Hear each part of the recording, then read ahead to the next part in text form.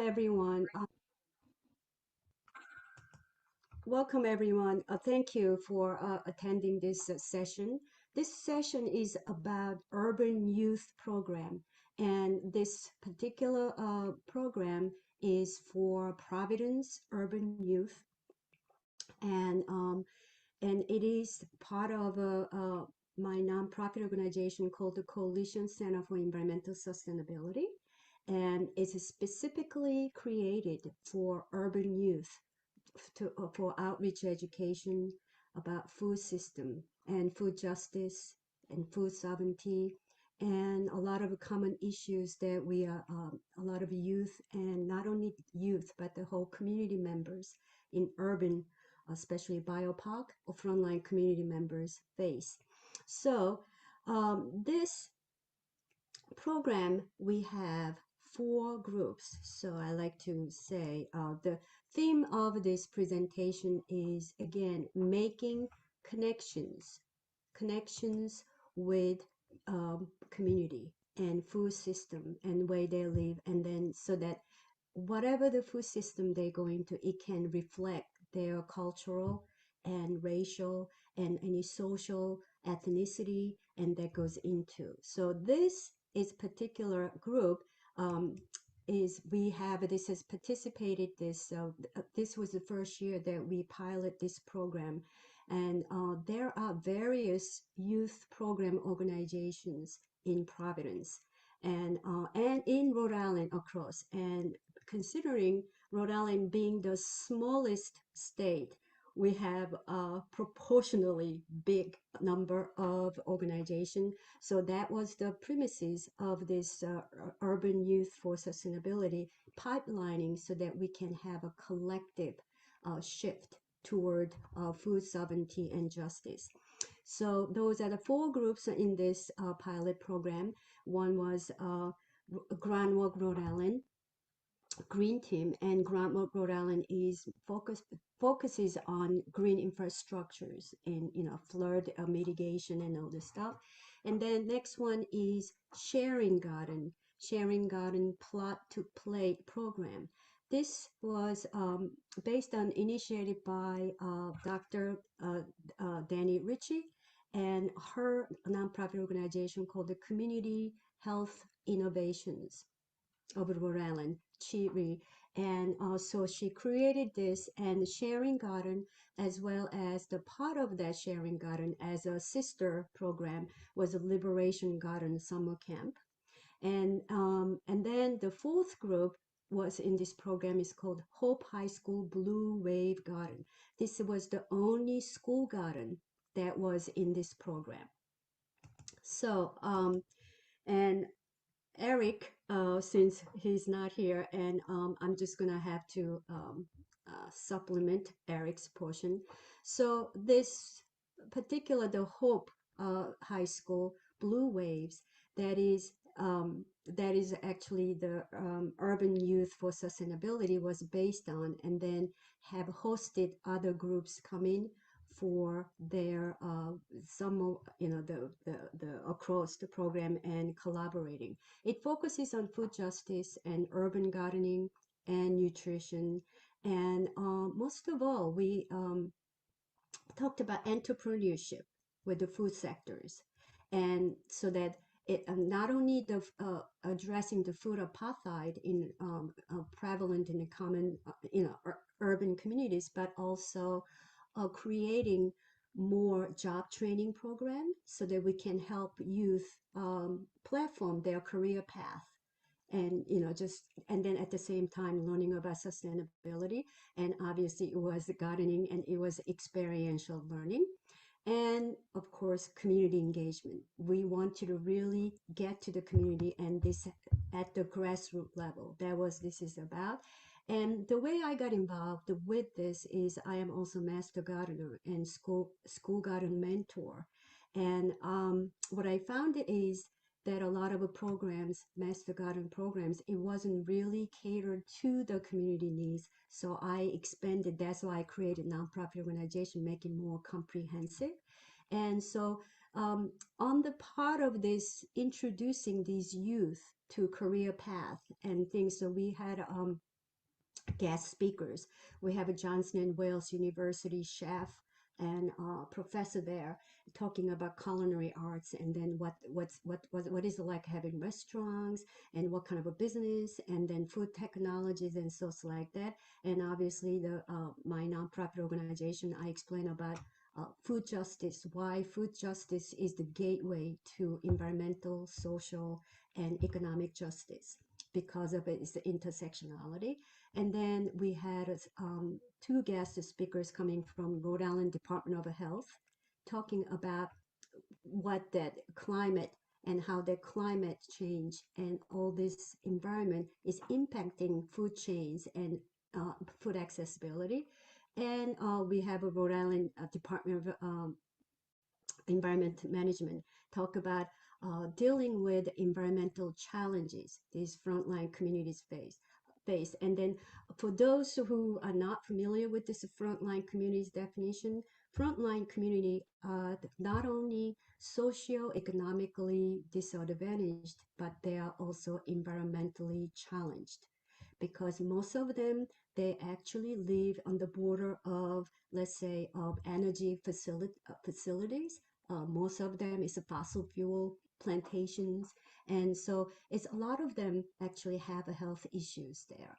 And that's the one reason that, as I mentioned, the Dr. Danny Ritchie, who create this sharing garden, and she is a this is what she, I mean, she's a medical doctor as well as she has a degrees expertise in public health, and she really wants to focus on this, how it is important. And then Providence, we have a city of Providence, they have a lot of sustainability initiatives going on, so we had somebody from city of Providence talking about zero waste and regenerative, and that was the, you know, the guest speakers there. So these topics, so it kind of sums up, you know, sustainability, systems thinking, nutrition, food justice, urban gardening, because as we know, the environmental pollution, most of them have not only limited access to land, but they also have, if they have any land, they can access, they are brownfield. So it's, we have to come up with something different. So they did, and composting to show students and to really see how their food waste can actually become a, you know, a nutrients for soil system. And of course climate change, because as we all know that urban areas, urban communities heat index is the number one health threat, and because of that heat island in the urban, among urban buildings, and that's, and then urban health, tree equity. This is another one, tree canopy.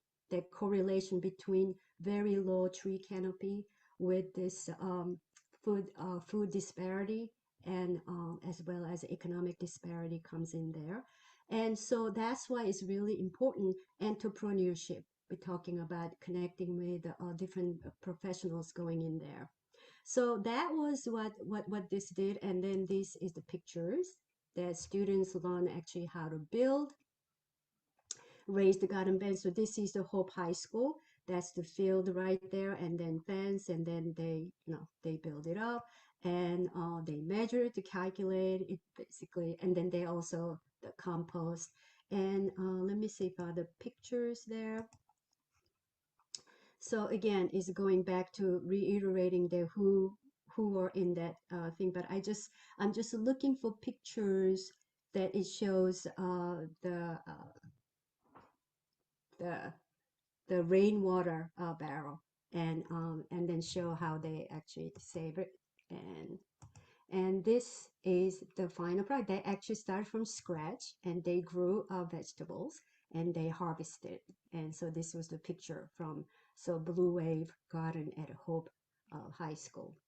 and and I just want to that everybody to know that Eric and I, we actually worked on it, and he prepared his own PowerPoint, which he shared with me. Is a lot more interesting than the one I actually plan B aside. So I just want you to know that, you know, he anticipated, and that's so that was a that was an overall, you know, the description of this urban youth for sustainability.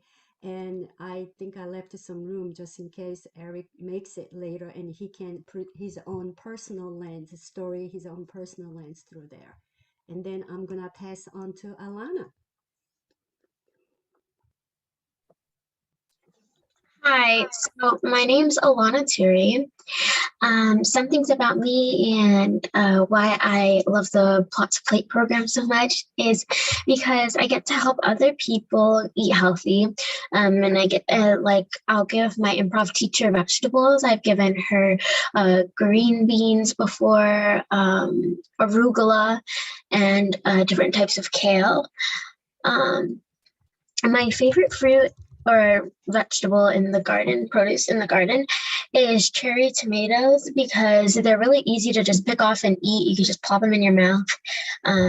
So I really like those. I work for the Plot to Plate program, as many of you guys know, the teen Plot to Plate program. I'm my culture, a little bit of my ethnicity. I'm mainly Trinidadian. When I was born in Queens, New York. I lived there for since I was like 2 or like 1-ish, I guess. Then I moved to Providence, mainly for my whole life. I've been in Providence, and right now I'm in Smithfield. I've been here for about a year. My mom used to live in Brooklyn in New York, and my dad used to live in Arima in Trinidad. Next slide, please. Okay. Oops, hold on. This is an introduction to more about the Teen Plot to Plate program. Next slide. Yep, yes, please. The purpose of the Plot to Plate program. Personally, it's just about, we're trying to show people that if you eat healthier, you'll be like, you'll live longer, you'll live a healthier life, and you'll have more energy. It will just be a better life than if you continue eating junk food. And then also things that taste bad can still be very good for you. And even what I learned by cooking is that some things that taste bad to me, after I cook them a certain way and eat them, they taste better. Next slide, please.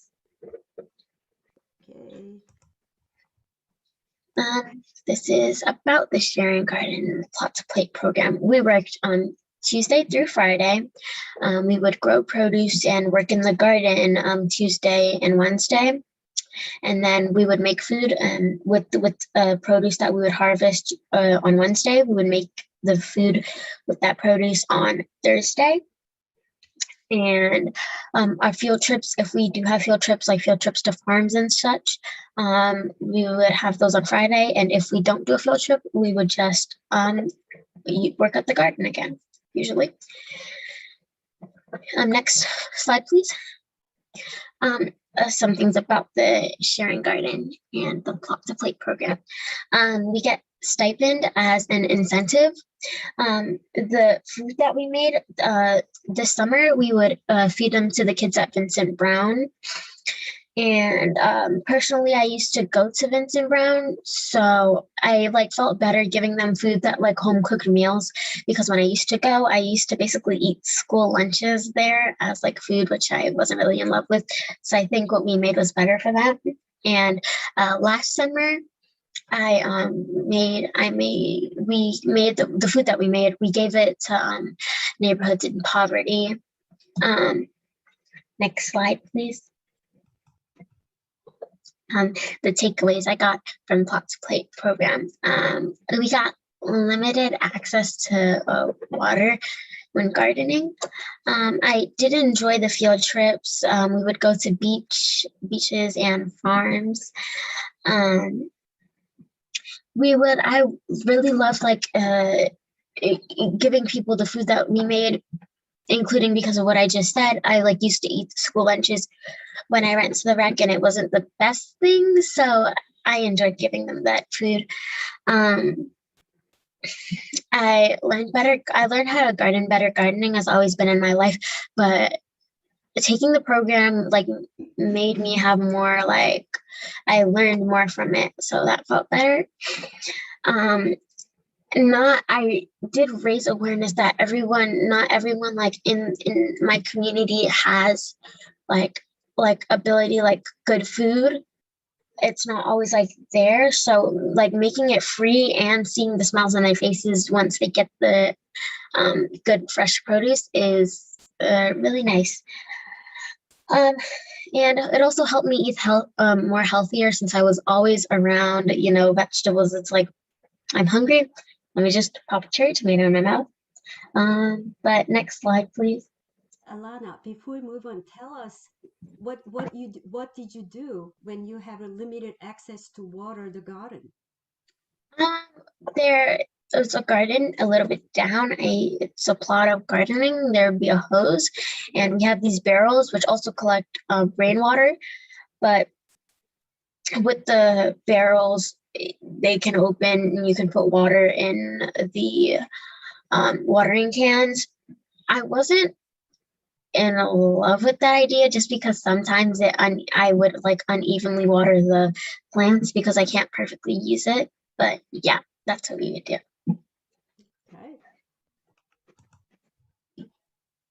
Okay. This was a green team and our team Plot to Plate program harvesting some potatoes. We got 10 pounds of potatoes from that, so that was nice. In this picture, this is where we were harvesting some garlic, bundles of garlic. So that's what was happening in that picture. We were also with the green team in that picture. Why were you braiding garlic?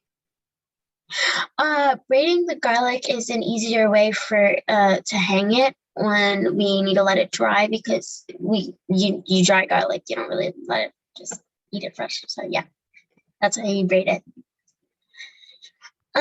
This was some eggplants that was harvested, and then in a picture with me and one of my coworkers, Lee Betty, we had curly garlic and dragon garlic. We had curly kale and dragon kale in there, in that basket. Big harvest. This is us making a sign for the garden. The first sign, we tried to do some splatter work, and then we didn't really like that. So we chose, in the second photo, we chose to go with the color block type of theme and then put a city on it. So that's the sign for the garden. Next slide, please. So some of the stuff we cooked in the kitchen, this is one of the things. We cooked hamburgers with the kale salad. The kale salad was from the garden. The kale was from the garden. That's what we got from the garden. And then we had rutabaga and sweet potato fries. Next slide, please. This was chicken and rice with some vegetables. What we got from the garden was zucchini and carrots.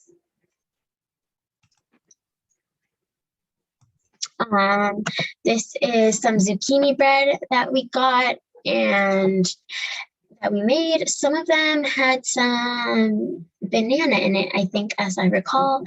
And the zucchini bread, we got the zucchini from the garden. And some other things we made was spaghetti and meat sauce. We got the tomatoes from the garden. We made tacos using green beans, which were also from the garden, and dumplings. And with those, we used cabbage, which was also from the garden. And those three things that were on there were actually my favorite meals that we made. Because we would always try a little bit when we made the food. And I think personally my favorite was the tacos. They were really good. Next slide, please. We went quahogging. We found some clams. We only found 3, but I think that was pretty good. And yeah, we found some more, but they weren't. That little tool right there is to see if the clams were big enough. The rest weren't really big enough. That was us. We were in a river, lake. This is a field trip to one of our one of the farms we were actually talking about for the field trips. This one's in Tiverton. I really liked it. The farmer that was showing us around, his name was Kohei, and he taught us a little bit about the land. He showed us all over. We got to take bikes, which was really cool. He showed us like their plants and stuff, and then we weeded, so that was nice. And then after that field trip, we went to a beach after that, after all the weeding. Thought it would be a nice thing to do. Can you play the video, please? Just.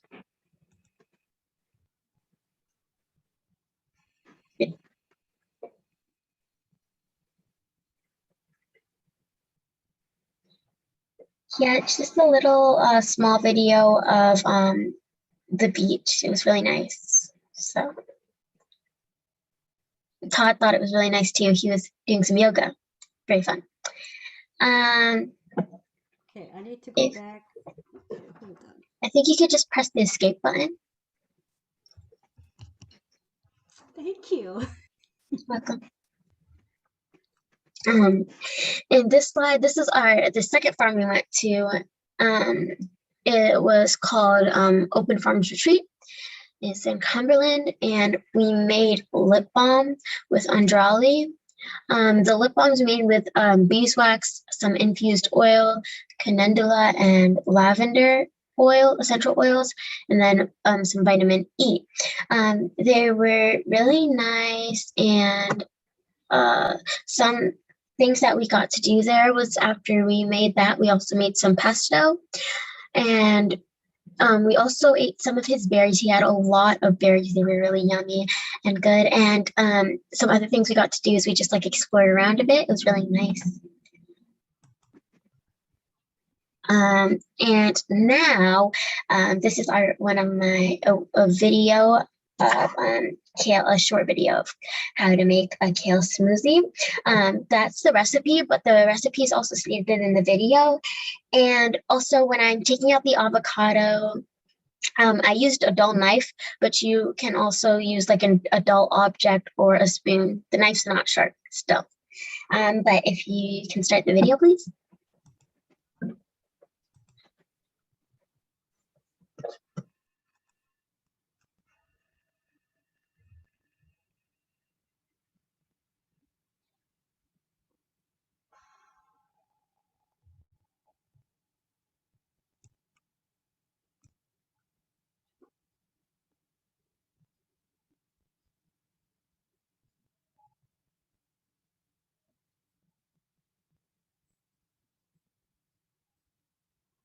There's no sound. You want to stop the video? Figure out the sound.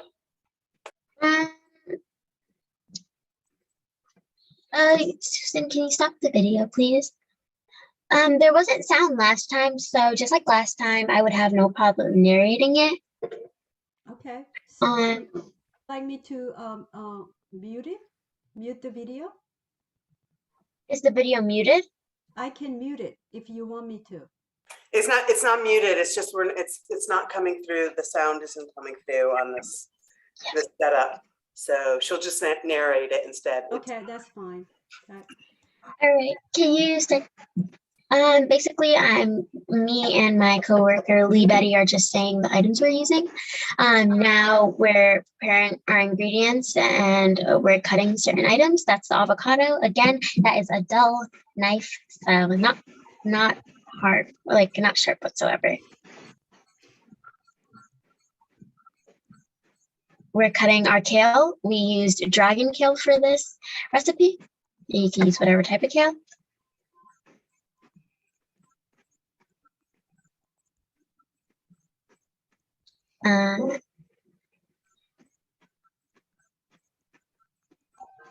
If anyone would like the ingredients, I can go back in the slide and show you guys, and you guys could just take a quick picture of it. But we're cutting bananas, kale, strawberries, and the avocados. And of course, really important is the kale. We cut a few bunches of that, five, I think. It's really long kale called dragon kale. I don't know if I said that already. but we also had some peaches and raspberries, but we did not need to cut those, so we just left them.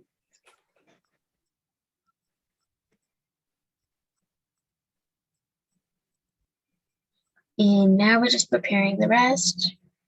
Okay, we're putting ice in the bowl with our ingredients to blend. I put ice for a little bit of texture and consistency in my smoothie. And milk is the liquid we're going to be using for this. In the first bowl we're adding, it has strawberries, raspberries, and the kale, and bananas.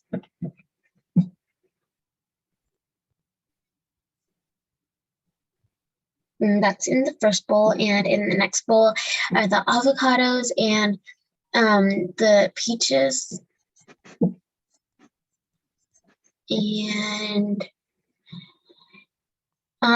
we also added the milk after that.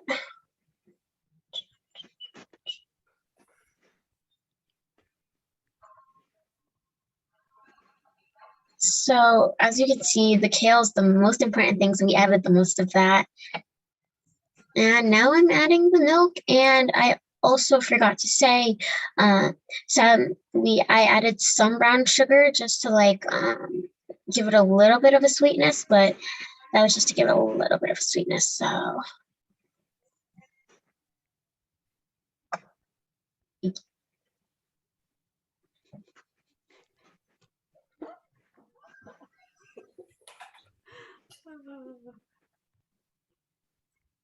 now we're bringing it to blend.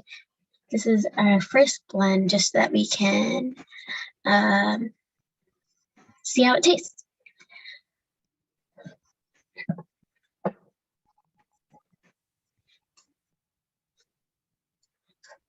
We did have some technical difficulties using the blender, but we got it to work.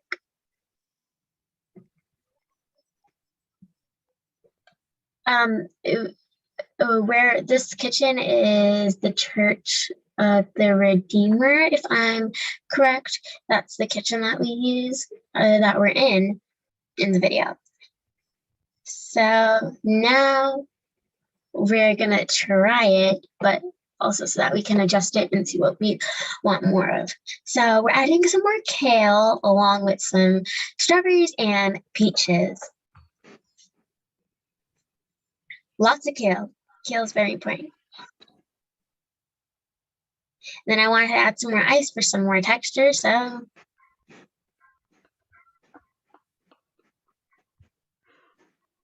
added some ice. We're blending it again, and now we're ready to try it because we tried a little bit of it, thought it was good. So we're trying it now, and right about now, we're just telling you some facts about how kale is a good source of vitamin B, vitamin C, and fiber. And we were trying it, we thought it was good, and this is our ending. We're just saying that's how you make a kale smoothie and why in that video. If anyone, before I finish, does anyone want to see a list of the recipes of the recipe if they ever want to make it? I'm gonna leave that on for a little bit, and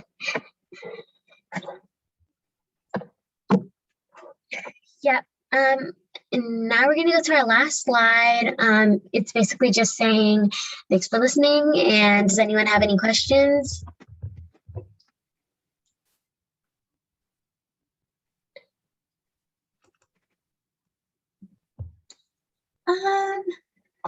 All right, then. I think that's all for me. I'm gonna go now. Bye. Have a nice day. Thank you, Thank you. Alana. That was so cool. I appreciate you sharing. I'll just add, just basically, just so that you know, we're pretty low budget. And thank you, Todd, who's helped to film this and was the chef and did a lot of the teaching. But it's a collaborative effort, the Church of the Redeemer. We've been with them for about 4 years, and they have really stepped up to become collaborators and supporters.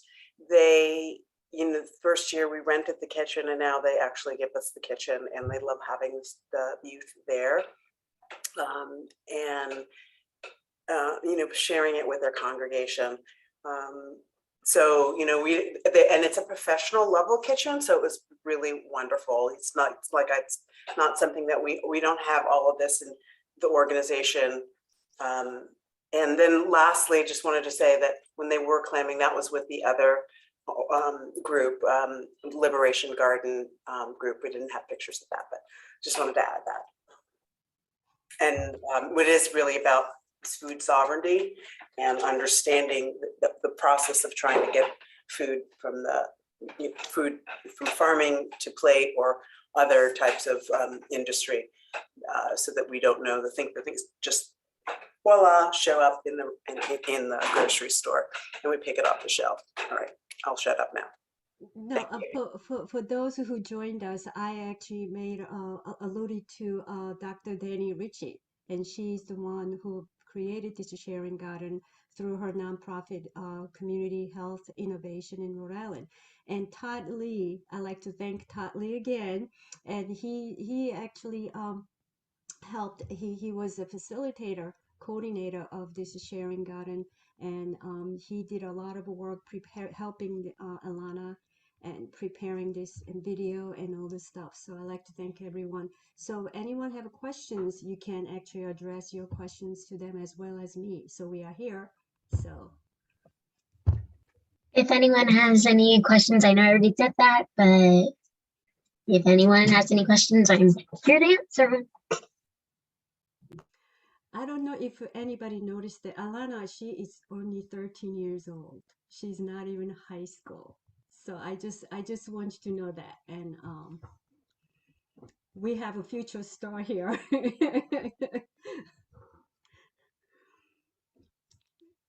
I don't know. I mean, if you don't have any questions, I don't know.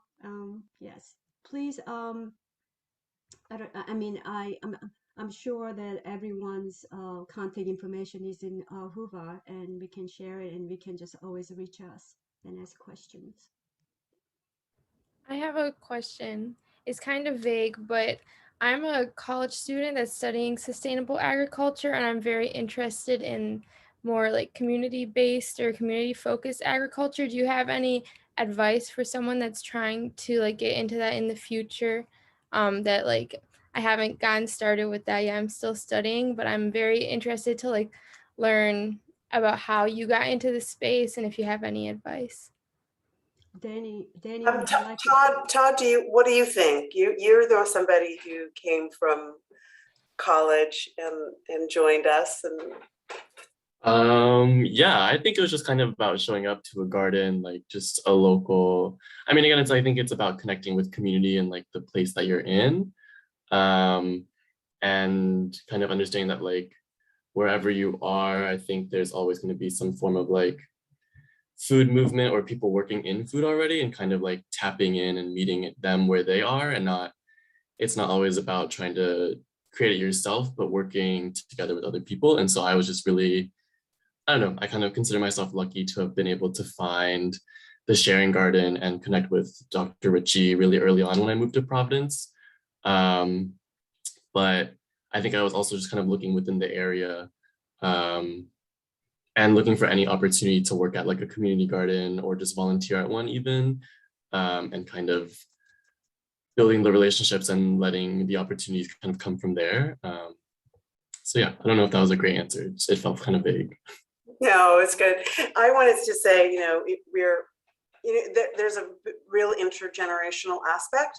We're all teachers, we're all learners, and so going and finding a place like I said, that was a great example. I also wanted to talk about our compost program, which is probably one of our most successful programs.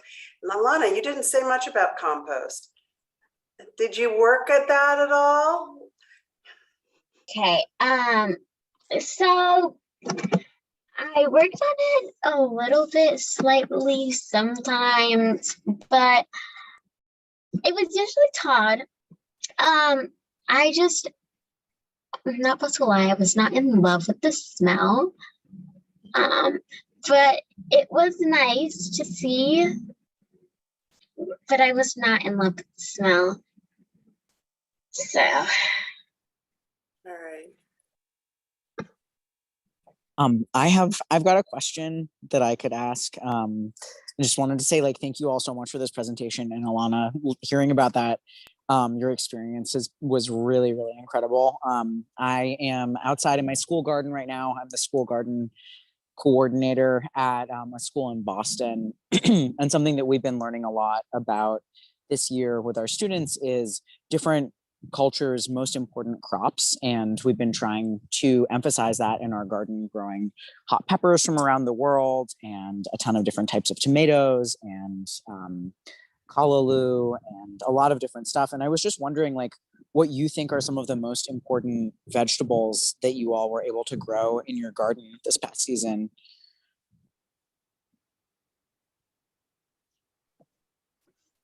it's a question for me.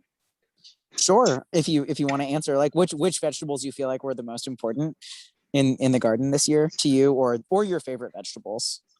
Um, Whenever I would like harvest for people that came to the sharing garden, they would mostly take the kale and the eggplant. So I would say if like while growing, the most that people would take was like the kale, the eggplants, and when we harvested carrots, I think we would get a few people who like the carrots. The cabbage was a really good and popular one, and I also. And I think I answered this question in the slides a little, that my personal favorite at the garden is the cherry tomatoes. And I forgot the name. Hold on. I'll find the name and I'll continue my answer because I also know another seasoning slash shadow bunny. It's a Trinidadian plant. It's kind of used as a seasoning, but I think you guys should add that to your garden because that's a really nice plant. Yeah. Awesome, thank you. What did you say it's called? Shadow bunny. It's like shadow bunny. Is that like a type of sesame? No. It's I don't really know how to explain what it looks like. It's like leaves kind of sprouting out. Hold on. I think I might get someone to explain this a little bit better. Cilantro, is that the name for it? Cilantro. Cilantro. Cilantro.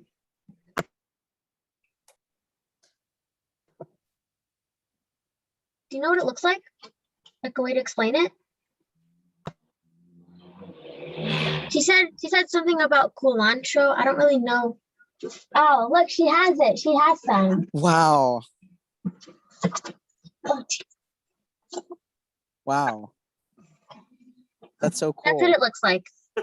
Thank you for sharing. I was actually thinking about trying to grow that next year, so I'm really glad you recommended it. What do you use it for? We'll use it for seasonings. I know it's put in either a chutney or it's also put in doubles. It's a Trinidadian dish. I can only really name those. Cool. It's my mom said it's a popular Latin American seasoning. Cool. But yeah, that's what it's used for. So just another thing Awesome. to add if you would like it. So. We'll definitely grow that. Thank you for the recommendation and thanks for answering all my questions. Appreciate it.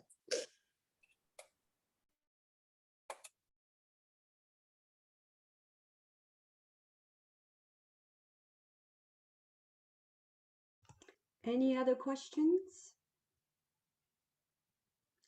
Would you, I don't know, Alana or Todd?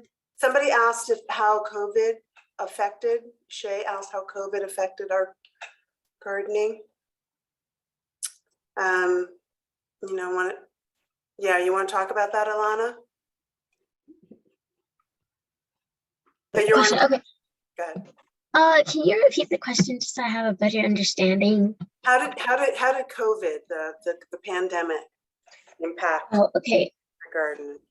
This year was definitely better, but last year we could never like be that close to each other, and like the summer like last summer we could never really be that close to each other and stuff. So this summer was definitely better than the last one. We actually got to go on field trips and look out more. I definitely enjoyed this summer more than the last summer. I would say COVID affected it because, you know, it is the Sharon Garden and people would be coming.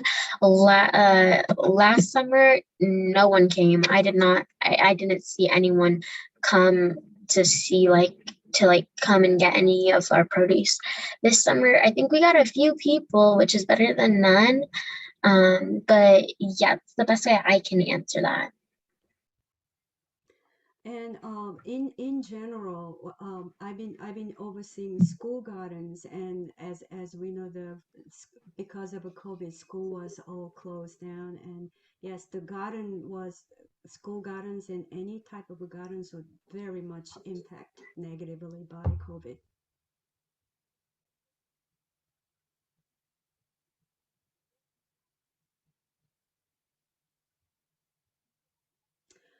I don't know whether Todd or Alana, if you want to share any contact information just in case there are more questions, if you feel comfortable. I mean, I'm sure Malika, they have a contact information posted already, right? So I guess it doesn't really matter that we share that now, but Yeah, if you'd like to, if you want to drop your information in the chat, feel free to. If you don't, and you want to have further communication, I think we're all on Whova right now, so you can do it that way as well. Yeah, I just put my email in the chat if anyone wants to follow up with any questions or conversation. We'll also have, this has been recorded, so great, thanks.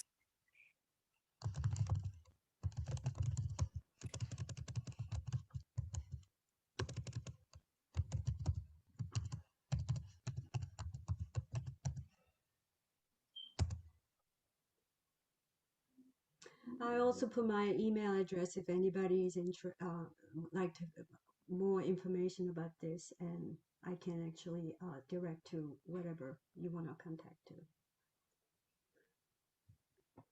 Thanks, Susan. You're welcome. Well, I think Eric is not showing up. Well, okay. Well, that was so amazing. Alana, you have such a gift. Your presentation was so, I am still in shock that you're 13. But it's so beautiful to see all the great work you're doing, Todd. And you all are leaders. It's just so beautiful. We've got a day and a half left of the NESOG conference. So please feel free to join us at 4 o'clock. We're going to have our keynote speaker, who's one of the, she's a chairwoman for the Narragansett tribe, and also the director of the Tamaqua Museum. So that's Loren Spears. It's going to be a wonderful presentation. So come on out, join us for any of the sessions, and thank you so much for coming tonight. I also wanted to point out that we were actually Alana, that she actually was able to video the how to make this recipe. That actually she was planning to in-person demo. So that is one of the things of how COVID impact this, and this is one of the things I just want to point it out. So yeah, I also put in Plan for Health Facebook page if anybody wants to come to the Sharing Garden. Plan for Health was a project by the American, a grant from the American Planning Association. She kept talking about how planning and is also on public health. So that's why our Facebook page is called Plan for Health. And but it has to be particularly Mount Hope, because you'll go see a lot of other Plan for Health projects. But you can like it, you can look at it, you can find other events like that we have, and just come visit us over in Cypress and Camp Street in the Mount Hope community. Beautiful. Oh, thank you guys for sharing. That's so beautiful. And thank you everyone for participating this session. And I hope, you know, we have more people getting into this food, exciting part of a food system. All right. Thank you. Thank you. Good night, everyone. Good night, everyone. Bye. Thank you, Alana. Thank you Thank for being the champion you are. Bye. you.